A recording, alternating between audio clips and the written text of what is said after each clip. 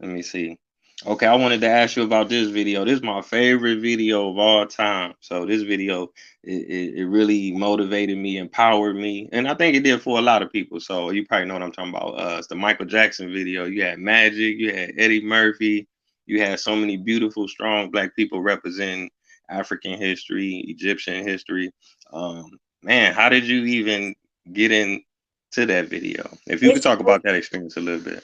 yeah, it's crazy because if there's ever a time you feel like you may have made it in your career, like that was probably the time.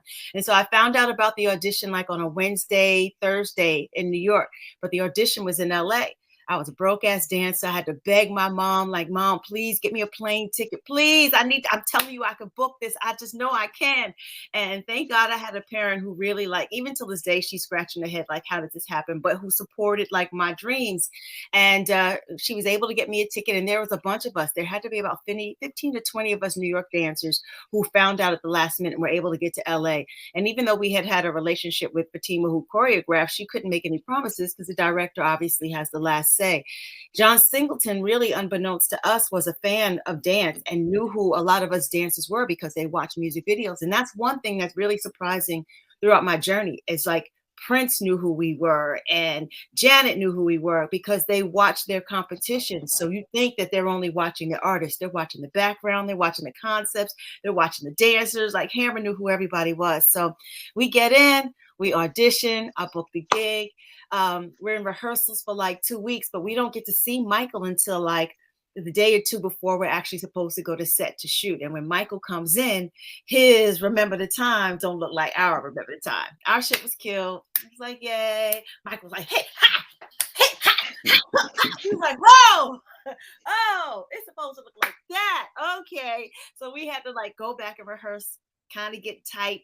And then the next day it was on and pop and we get to set. And this is like the first time, you get to Universal Studios and the big gates and everything. And you know that they're not going to escort you off. Like your name is actually on the dressing room door and you have clothes with your name on it. And you're not there for like a tour around the lot.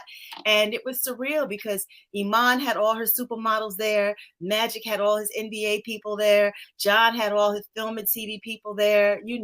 Janet came by and other musical artists. So it was like a who's. And I swear I would, even if we had had a camera then, and we had the little disposable ones, but if we'd had like social media and stuff, then it would have been like a who's who of who. And we had to sign a contract that was like the size of like the phone book. Don't Michael, don't ask many questions or whatever. But what tends to happen is artists always want to hang out with the dancers. We're the cool kids because we're usually in the corner, just like you see the MCs battle rap and the dancers in the corner, freestyling, battling, working on new stuff. And that's where everybody kind of wants to hang out. It says we don't want anything from them. We just want to do what we do. And he would hang out with us and just, to hear Michael curse, be like, fuck that man. Be like, Michael, just because you forget that these people are human. And I think it's like it kind of wears off after the first 30 minutes. And then you're like, all right, this person's human, whatever. And you just kind of become, friends. Wow, that's amazing. You're right about that. Like people, a lot of fans don't understand that, man. Celebrities, they get sad, they get happy, they get disappointed, they cry, they get sick, they die. They humans too. It's But true. The only wow. thing that Mhm. separates us from them is the size of their paycheck and their actual occupation and the platform of people who adore them. Other than that, we both get sick the same way. We pee the same way. You got chores to do around the house, laundry, whatever it is. Shit's the same. People are the same. Yeah, most definitely. Yeah, I'm a world traveler, but I've been to Egypt later in life. I went, as an adult. I've been to Egypt maybe 7 or 8 times. I take groups out there and stuff. So that's always one of my favorite videos. I love watching that video because in our community we watch movies and we're not represented like that. So that was Right. like groundbreaking to see, all black cast like that. And then you got to dance with the King of Pop for sure. It was magical. That's what little girl dance dreams were made of. And you're just like, it's just, Mhm. I'm still to this day, I pinch myself that, it's that it happened and that it's like still around and still one of the most revered things. And, it's a blessing. Yeah, definitely blessed. But you earned it though with the hard work.